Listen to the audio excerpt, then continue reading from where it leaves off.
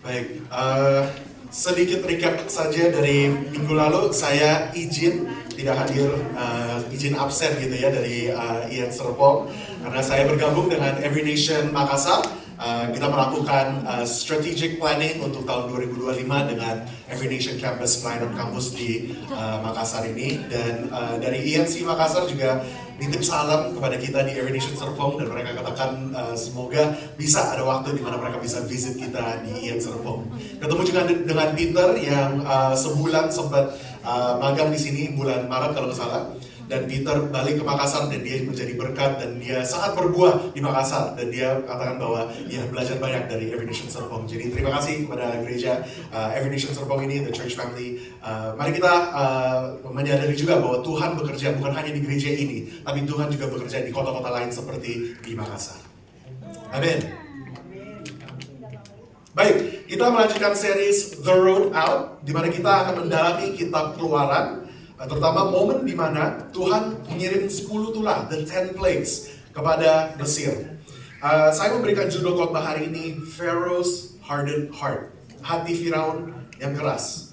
Saudara, kita mungkin pernah mendengar sebuah pepatah yang mengatakan seperti ini, seeing is believing. Untuk melihat itu adalah untuk mempercayai juga.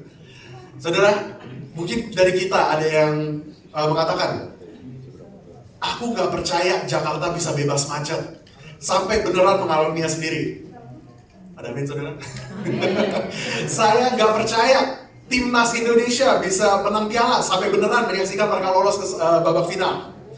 Dan mungkin dari kita juga ada yang mengatakan bahwa gak percaya Tuhan bisa membuat orang berubah sampai lihat ada buktinya. Kita gak percaya Tuhan Yesus bisa menyelamatkan kita dari dosa. What will it take for you to believe?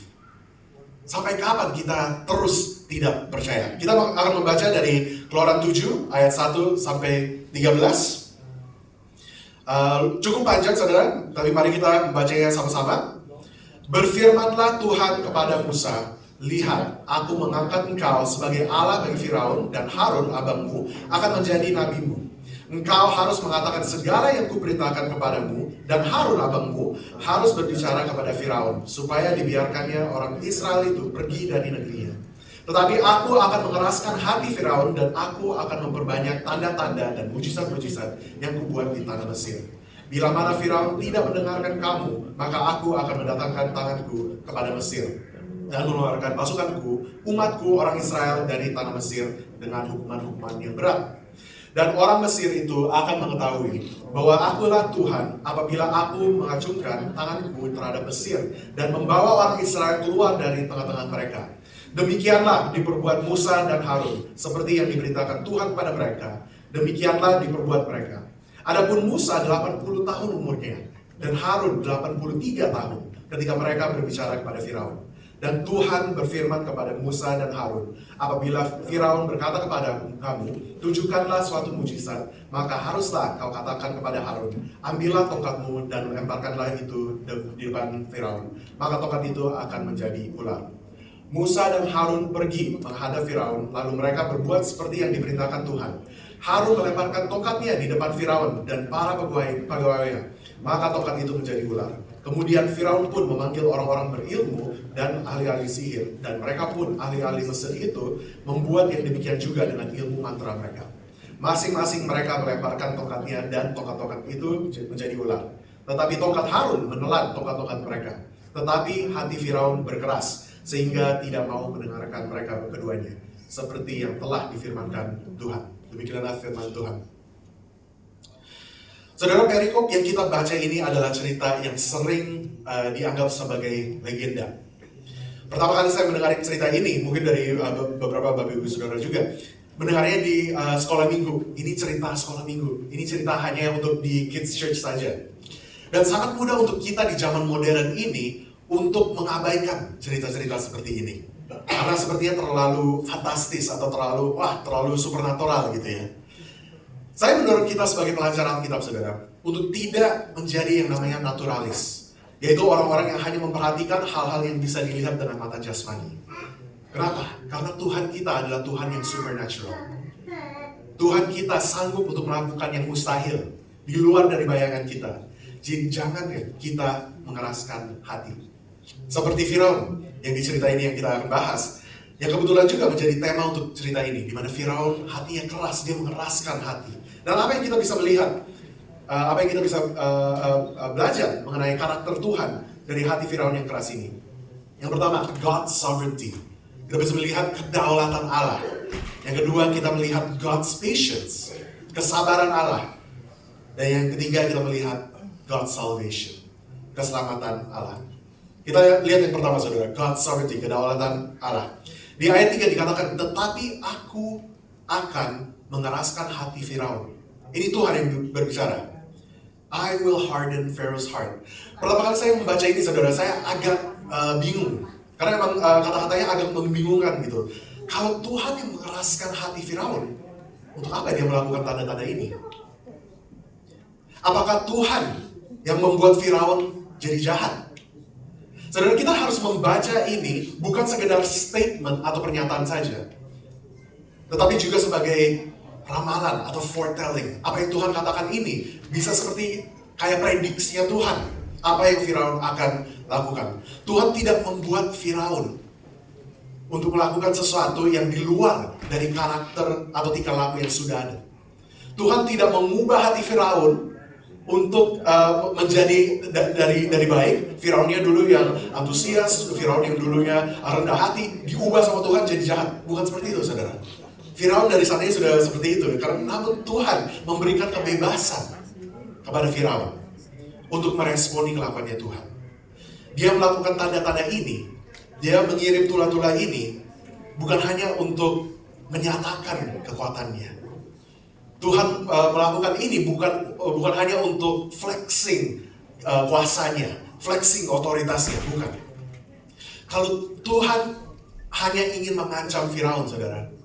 Kalau tujuannya Tuhan untuk mengirim tula-tula ini hanya untuk menakut-nakutkan Firaun dan orang-orang Mesir, dia bisa melakukannya itu di dalam satu saat saja. Gak usah perlu ada 10 tula ini. Tapi dia bisa melakukan itu di dalam satu pertemuan. Entah itu di depan orang-orang Mesir, di dalam orang-orang tingginya di Mesir itu, di depan Firaun, dia sambut petir gitu. Atau dia jadikan jadi hewan semua gitu. Dan mengatakan kepada Firaun, taat. Bisa saja Tuhan melakukan itu. Tetapi bukan itu yang terjadi. Apa yang Tuhan lakukan? Secara strategik, secara intensional, dan mungkin juga secara poetik juga kalau kita bisa melihatnya. Tuhan menyatakan kekuasaannya dengan tulah yang pertama itu, sungai Nil menjadi darah. Apa yang membuat ini sangat signifikan, saudara? Sungai Nil ini adalah sumber kehidupan untuk orang-orang Mesir. Kalau saudara tahu ada survival tips gitu ya, kalau kita stuck atau kita sasaran di dalam hutanan gitu, dibilangnya find streams of water. Kita cari ada sumber air. Karena di sumber air itu ada civilization, pasti ada orang-orang, mungkin ada desa atau kampung atau kota.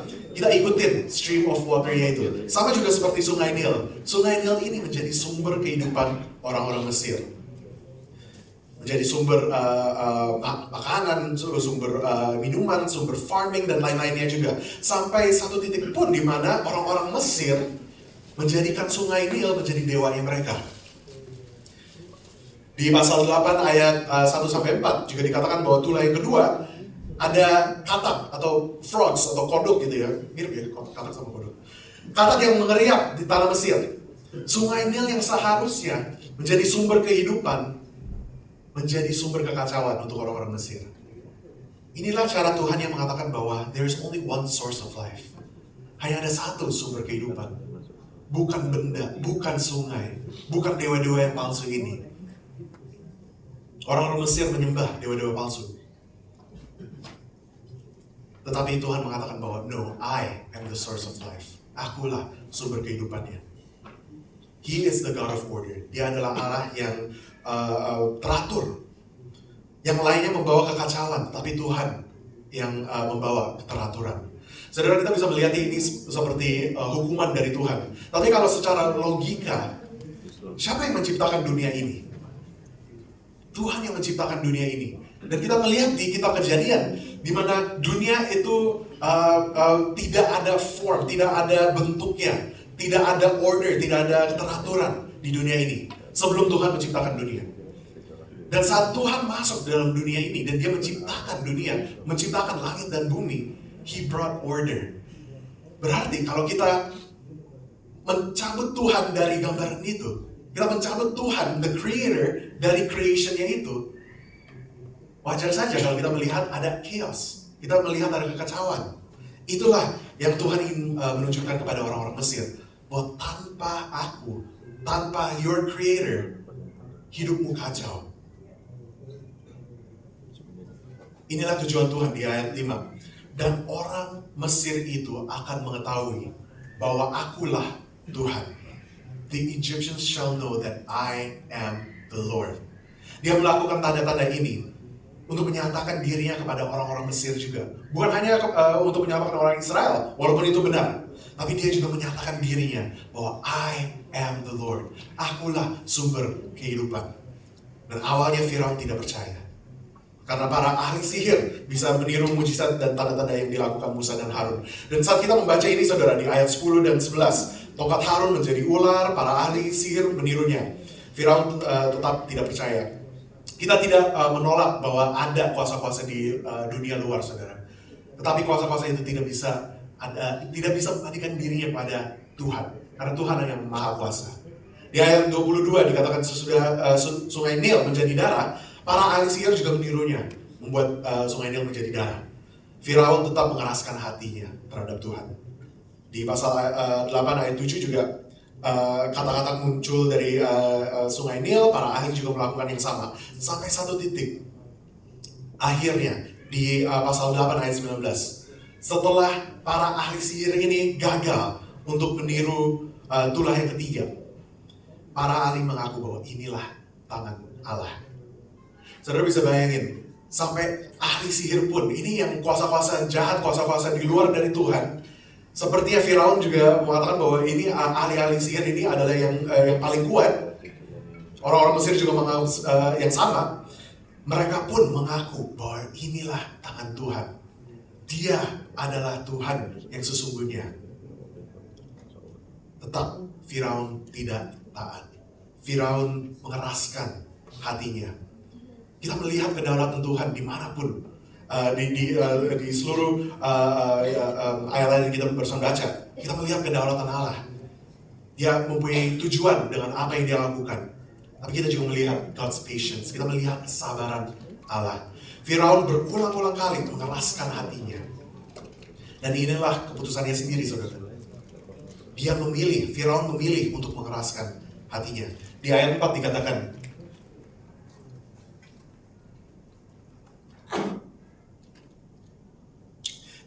dikatakan, bila mana Firaun tidak mendengarkan kamu, maka aku akan mendatangkan tanganku kepada Mesir dan mengeluarkan pasukanku, umatku, orang Israel dari tanah Mesir dengan hukuman-hukuman yang berat. Time and time again, Tuhan memberi kesempatan untuk Firaun bertobat. Tuhan sudah mengetahui responsnya Firaun, saudara. Tuhan sudah mengetahui bagaimana Firaun akan meresponi tanda-tanda ini. Tetapi tetap Tuhan melakukan tanda-tanda itu untuk memberi kesempatan bagi Firaun untuk bertobat. Bayangin saudara, 10 kali. 10 kali Tuhan memberikan kesempatan itu kepada Firaun. Tapi Firaun menolaknya. Kita bisa melihat tulah-tulah ini sebagai judgment dari Tuhan. Kita bisa melihat tulah-tulah ini sebagai hukuman Tuhan kepada tanah Mesir, kepada kerajaan Mesir, kepada Firaun. Kalau kita lihat dari perspektif orang Mesir, ini wajar saudara. Kita melihat kok tambah kacau. Dunia kok tambah kacau. Semua yang sedang terjadi sepertinya hakiman dari Tuhan. Dan Tuhan sangat sanggup untuk membinasakan Firaun secara instan. Tuhan sanggup untuk menghancurkan tanah Mesir di saat itu juga. Tapi dia memilih untuk mengirim tulah-tulah ini sebagai peringatan. Time and time again. Berkali-kali memberi Firaun kesempatan untuk turut dan taat kepada Allah. Mungkin ini juga sama dengan kita, saudara. Seberapa sering Tuhan harus kirim tanda-tanda kepada kita untuk mengingatkan kita, berserahlah kepada Tuhan. Surrender. Mari kita sadar bahwa Dia adalah Tuhan. How many more signs do we need? Berapa banyak tanda yang kita butuhkan untuk akhirnya kita bisa ngeh bisa sadar bahwa dia adalah Allah yang berkuasa. Jangan menguji kesabaran Allah.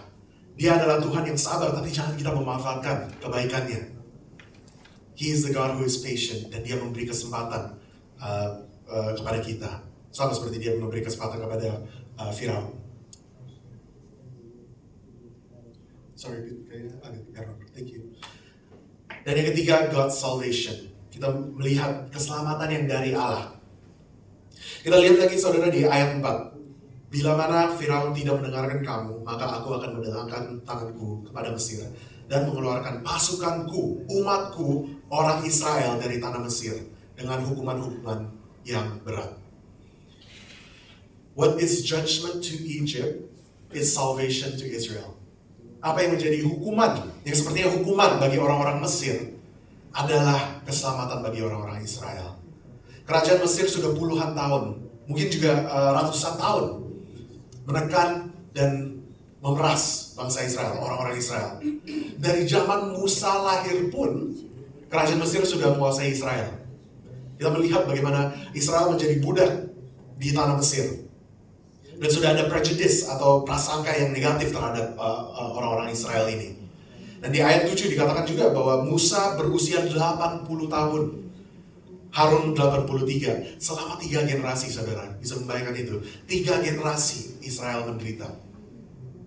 Dan sekarang Tuhan menjawab seruan mereka untuk diselamatkan. Dan balik lagi ke ayat 4, kita melihat sejak awal, dari awal, Tuhan sudah memerintahkan Musa dan Harun untuk bicara dengan Firaun. Dan juga Tuhan menjanjikan bahwa Israel akan keluar dari tanah Mesir. Bisa bayangkan saudara, sudah puluhan tahun di bawah tawanannya orang-orang Mesir. Orang-orang Israel ini mungkin sudah hilang pengharapan, sudah tidak punya pengharapan lagi, sudah pasrah dengan situasi mereka. Tapi Tuhan menjanjikan Dia akan membawa bangsa Israel keluar dari tanah Mesir. Dan dari awal Tuhan sudah menganggap Israel my people. Kita melihat di ayat 4 itu. Aku akan mendatangkan tanganku kepada Mesir dan mengeluarkan pasukanku, umatku, orang Israel. My people. Israel belum melakukan apa-apa, saudara. Tuhan belum memberikan Ten Commandments, belum memberikan hukum Taurat kepada orang-orang Israel. Israel tidak pernah melakukan yang baik kepada Tuhan. Mengenal Tuhan pun masih belum. Tetapi Tuhan sudah menganggap mereka my people, umatku. Dan inilah yang sama dengan kita, saudara. Kita melihat di Roma 5 ayat 8. Akan tetapi Allah menunjukkan kasih-Nya kepada kita oleh karena Kristus telah mati untuk kita ketika kita masih berdosa. God shows His love for us in that while we were still sinners, Christ died for us. Dia menunjukkan kasih-Nya. Sebelum kita mengenal Tuhan pun, Dia telah mati bagi kita. Sebelum kita memilih untuk mengikuti Dia pun, Tuhan Yesus telah mati bagi kita. Tuhan Yesus yang mengambil inisiatif untuk mati bagi kita sebelum kita pun bertobat. He chose to love us before we chose to love Him. Dia memutuskan untuk mengasihi kita sebelum kita memutuskan untuk mengasihi Dia. Inilah keselamatan yang Tuhan menyediakan bagi kita. Dari hati Firaun yang keras, kita melihat 3 karakter Tuhan ini, saudara. Kedaulatan Allah, God's sovereignty. Meskipun hati Firaun ngeras, Tuhan tetap berkuasa. Bukan rencana Firaun yang berhasil, pada akhirnya kehendak Allah yang akan terpenuhi.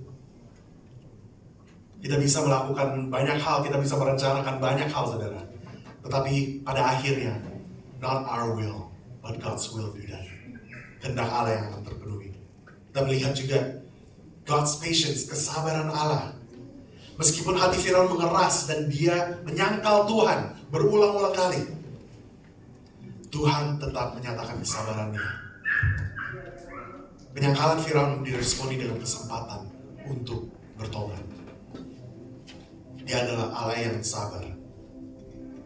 Dan Dia adalah Allah yang memberi keselamatan. Meskipun Tuhan memberi kesempatan kepada semua orang, saudara, hanya mereka yang turut dan melembutkan hatinya dan menjadikan dia Tuhan dapat diselamatkan. Dia sudah menyediakan keselamatan ini. Dia sudah mengambil inisiatif untuk mati bagi kita, untuk memberi keselamatan. Apakah kita ingin terus mengeraskan hati kita? Will we continue hardening our hearts? Atau inilah waktunya di mana kita mengatakan kepada Tuhan, aku berserah. I surrender. Engkau adalah Tuhan. You are God. I am not. Saya mengundang saudara, kalau Tuhan sudah memberikan kesempatan demi kesempatan bagi kita, sudah memberikan tanda demi tanda bagi kita, dan Dia hanya menunggu untuk kita meresponinya, mari kita ambil waktu ini untuk meresponi Dia. Mengatakan, Tuhan, aku berserah. Lord, I surrender. Mari kita berdoa.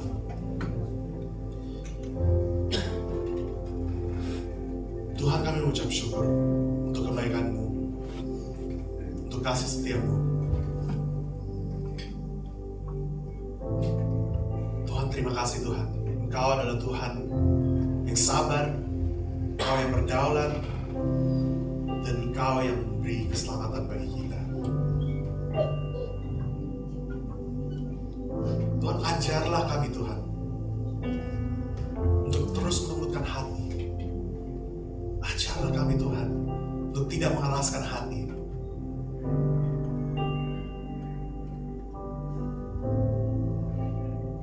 Tuhan, kami berdoa Engkau yang mengubah hati kami Tuhan.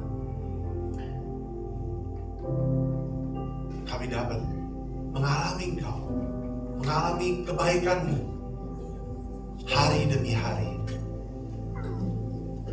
Kalaupun ada pengalaman yang buruk yang terjadi kepada kami Tuhan, kami berdoa saat ini Tuhan, Engkau yang menyembuhkan, Engkau yang memulihkan. Lord, heal our hearts. Kami tidak ingin mengeraskan hati Tuhan. Kami hanya ingin berserah kepada Engkau. Take my heart, Lord. Take my heart. Mari kita semua bangkit berdiri. Mari kita menyanyikan ini sama-sama. Kami milik Tuhan. I belong to you, Lord. You are yours.